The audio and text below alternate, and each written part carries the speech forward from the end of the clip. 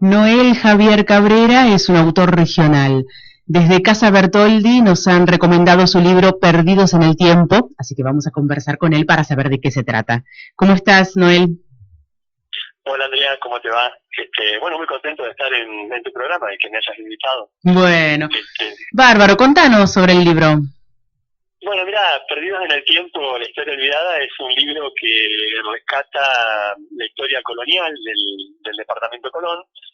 Viste que cuando se escribió la historia de la ciudad de San José y la ciudad de Colón, bueno, está todo referido a lo que fue la llegada de los colonos europeos, que trajo el general Urquiza para fundar estas dos ciudades. Y bueno, con los estudios, cuando se fue hacia atrás y se llega a la fundación de la ciudad, ya todas las investigaciones van hacia el viejo continente, para ver quiénes eran estos pobladores, ¿no?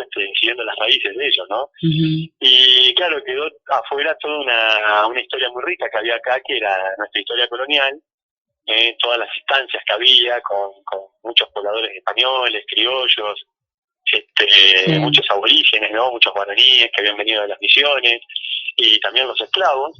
Y bueno, estas importantes instancias y algunos poblados que había aquí en el departamento de Colón prácticamente han quedado olvidados, ¿no? Así que este libro rescata toda esa historia, ¿no? Lo que había antes de que existiera la ciudad de San José y la ciudad de Colón.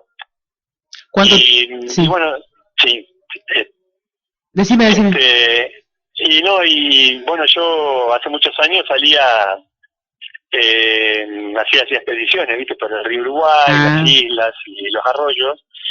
Y bueno, salía también con un detector de metales y iba buscando los antiguos puertos y lugares donde existieron estas instancias. Y bueno, tuve la oportunidad de encontrar muchos elementos arqueológicos, que muchos, por ejemplo, lo que es acá, lo que es la parte de la ciudad de Colón, donde estaba una estancia que existía acá, hay muchos elementos arqueológicos que, bueno, se encuentran ahí en el libro. Y además, bueno, como he encontrado otros lugares, los estudios siguen, que va a haber un próximo libro después, con respecto a lo que es el puerto del Brete, que hace 8 años más o menos que lo estoy trabajando ahí, y bueno, antiguos puertos del siglo XVIII y siglo XIX que había acá, ¿no? Sobre el río Uruguay, y lo que eran los inicios del puerto de Colón también. Contanos alguno de los elementos que hayas encontrado. Mira, por ejemplo, la verdad que fueron muchos. Yo cuando empecé con las investigaciones, yo en el libro hago referencia al puerto del Brete, lo que era, pero en ese lugar salieron muchísimas balas. Había restos de barco, pero viste lo que se encuentra ya a esta altura son los clavos únicamente de los barcos, porque ya hay ausencia de madera. Pero estamos hablando de clavos que son de finales del siglo XVIII y principios del siglo XIX. O sea, estamos hablando de los años 1770 a 1850, ¿no? Y tuve la suerte de poder sacar dentro del lecho del río, en el barro, que hay oxígeno, clavos en perfecto estado, ¿no? Que te digo que es muy difícil de ver en algún museo clavos así en ese estado. Herramientas, botellas, en perfecto estado, muchos restos de botellas. Y acá en la costanera nuestra, en la ciudad de Colón, pude identificar los lugares donde embarcaban los pobladores de esta estancia que hubo anterior a la ciudad de Colón. Y bueno, ahí salieron monedas que, por ejemplo, la más antigua es del año 1746, un medio real de Potosí, de plata. Y bueno, muchas monedas, hay monedas españolas, monedas paraguayas, monedas uruguayas, y los botones, por ejemplo, de los soldados, los botones de los marinos, y muchas balas también de avancarga y balas Minié. Y también me encontré con elementos como medallas y bueno, todo lo que es también restos de loza y de botellas y ese tipo de cosas, ¿no? Inclusive salían hasta ellos se ve que para pescar utilizaban lo que tenían, ¿no? Por ejemplo, las balas de avancarga, que eran las balas redondas, esas que ustedes ven, las balas muy antiguas, las perforaban y las usaban como plomada, ¿no? y bueno, acá sobre la costanera de Colón pude rescatar más o menos unas 30, que son de diferentes formas, que son muy curiosas y poco conocidas. Y bueno, después me he encontrado con mucha documentación, como escrituras antiguas, muy antiguas, del año 1785, por ejemplo, de los antiguos propietarios. Y bueno, he trabajado mucho con cartas náuticas muy antiguas, ¿no? Inclusive del archivo de Indias y algunos archivos franceses. Que bueno, hay cosas que están ahí en el libro. Y acá antiguamente, en la ciudad de Colón, existió para finales del siglo XVIII, digamos, estamos hablando más o menos para el año 1770, lo que fue la estancia de Juan de Inciarte, que es un español. Él muere en el año 1800, sigue su hija, Inciarte, que estaba casada con el doctor Díaz Vélez, y ellos la abandonan en el año 1812 por la guerra, y los terrenos de ellos son expropiados, así que aparecen varios dueños en sus campos, y acá donde estaba el casco de la estancia, que es en la misma ciudad de Colón, se va a apropiar de esos terrenos el griego Jorge Espiro. Y el casco de la estancia es lo que nosotros hoy conocemos como la Casa Moreno, ¿no? Que todavía existe y que hoy es una casa particular, que se encuentra en el centro de la manzana y todavía queda ahí. Y bueno, ya para el año 1856, Espiro vende sus campos al general Urquiza, y ya en 1857 tenemos la llegada de los colonos para fundar San José, y luego se funda en 1862 la ciudad de Colón, donde se encontraba el casco de la estancia, ¿no? Y esta estancia tenía una importante producción de cal, tenía los hornos de cal, tenía los hornos de carbón, había cantera y había un importante curtiembre, y bueno, así también figura en los planos antiguos. Ahora, me imagino que todo esto te llevó muchísimo tiempo de trabajo. Sí, fueron unos 8 años de trabajo. Yo la verdad que desde muy joven yo soy arquitecto, pero desde muy joven me interesó el tema de las batallas navales y la historia colonial, e inclusive escribí un libro, Los héroes del arroyo de la China, que es una batalla naval que ocurrió ahí en la boca del arroyo del mismo nombre, ¿no? En el año 1814, entre españoles y argentinos. Y está relacionado con este libro también eso, porque allí queda varada la balandra Carmen frente a los barcos españoles, y su comandante, Pedro Samuel Espiro, que era griego, hace bajar a la tripulación que le quedaba viva, y en la isla de enfrente, lo que conocen ustedes como la isla del puerto hoy. Y bueno, él vuelve al barco y lo vuela con 2 esclavos suyos, para que los españoles no lo puedan tomar prisionero, ¿no? Y hoy sabemos que hubo 9 prisioneros, y aparentemente de esos 9 prisioneros había 2 griegos, que uno era Jorge Espiro, que Jorge Espiro, que fue el propietario acá de la calera, que hoy se encuentra en Colón, era pariente de Pedro Samuel Espiro, el héroe del arroyo de la China. Y el otro, que también tuvo que haber sido uno de los prisioneros de la balandra, es Nicolás Jorge Mabragaña, ¿no? Que ellos después de esa batalla quedaron ahí en Concepción del Uruguay viviendo. Y bueno, ya después Jorge Espiro aparece en documentos, ya por ejemplo viviendo en Concepción del Uruguay en el año 1820, cuando hacen el censo, que lo manda a hacer Ramírez. Y bueno, él aparece ahí ya viviendo, tenía 40 años, estaba casado con Nieves Fernández, que era uruguaya, nacida en Montevideo, y tenía en esa época solamente 18 años, y ya figura su primer hijo, Fermín, de apenas un mes, y ya figura un peón y una agregada, ¿no? O sea, se cree que ya para esa época ya él se había apropiado de la estancia de Díaz Vélez, que estaba acá en los terrenos de la ciudad de Colón. ¿Quiénes te ayudaron en este trabajo? Mira, bueno, yo, por ejemplo, en algunas cosas, en el primer libro, bueno, lo conocía también a Carlos Contegrán, él me dio algunos consejos porque yo no tenía experiencia en ese momento para poder realizar un libro. Y bueno, y también en el segundo libro yo le hago unos agradecimientos a mi amigo Elvio Güelfrey, que con él encontramos la estancia de mármol, que mármol fue el primer cabilante de la ciudad de Concepción del Uruguay en el año 1783. Y bueno, el casco de la estancia estuvo entre el arroyo Mármol y el Caravaggio. Y bueno, yo tenía unos planos que lo marcaban, unas antiguas mensuras, y bueno, él conocía la zona, así que fuimos en la búsqueda los dos y bueno, dimos con los restos de lo que quedaba de la estancia, ¿no? Y bueno, eso está también en el libro.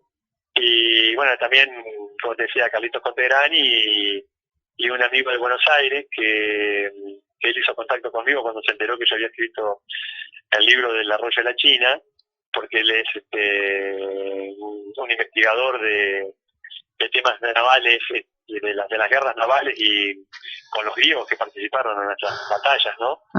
Y bueno, cuando él se enteró que yo había escrito el libro donde estaba Pedro Samuel Espiro, se comunicó conmigo. Realmente nos hicimos amigos y inclusive empezamos a intercambiar información, porque él tenía información de Jorge Espiro y no sabía quién era. Él conocía sobre Pedro Samuel Espiro, pero a Jorge Espiro no lo tenían ellos. Y bueno, yo ahí les expliqué quién era Jorge Espiro, y bueno, hemos encontrado documentos, por ejemplo, de ellos viajando a Buenos Aires, en un barco que tenían. También el testamento, por ejemplo, de Jorge Espiro, y algunas partes de guerra, de cuando estuvo acá Nicolás Jorge Colmaniatis, nombra la estancia de Jorge Espiro también. Ellos estaban en el puerto del Bete, ahí abajo, al sur del Arroyo de la Leche, y bueno, y custodiaban toda esta zona con la escuadrilla argentina en el año 1837-1838, ¿no?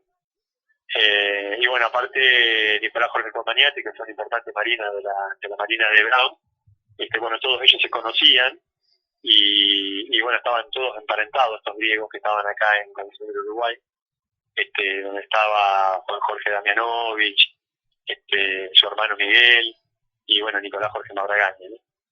Así con Jorge Espiro y Colmaniatis también. Quien lea Perdidos en el Tiempo, la historia olvidada, se va a encontrar con un montón de detalles curiosos de nuestra historia, ¿no? Sí, porque se van a encontrar con toda esta historia anterior. La verdad que el libro anduvo muy bien. Se ve que a la gente le interesó mucho el tema de lo que había antes acá en el departamento de Colón, porque el libro, viste, te abarca toda la historia de la llegada de los españoles, inclusive habla del Palmar, de gente que vivía en nuestras islas, y bueno, hay un trabajo sobre varias instancias y quiénes eran los pobladores, quiénes sus hijos, y bueno, también hay un trabajo lindo ahí sobre la zona de Lievi, lo que había antes de que existiera Lievi, ¿no?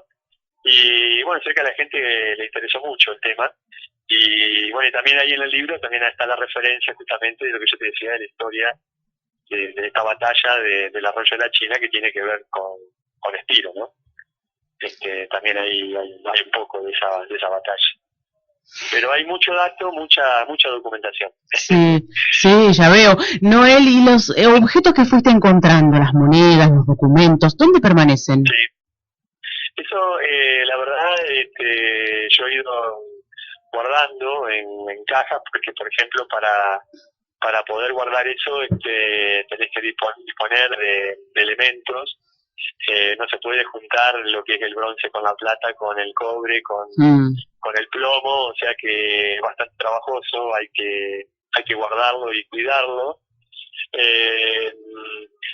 Son elementos muy pequeños, hay elementos de 200 años de antigüedad, tienen que estar con poco oxígeno y por ejemplo los clavos que tuve la suerte de sacar en perfectas condiciones, también, bueno, tuvieron un tratamiento de dejarlos mucho tiempo que expulsaran la humedad y luego se los recubrió con una laca protectora, porque si no lo que es hierro se termina desintegrando.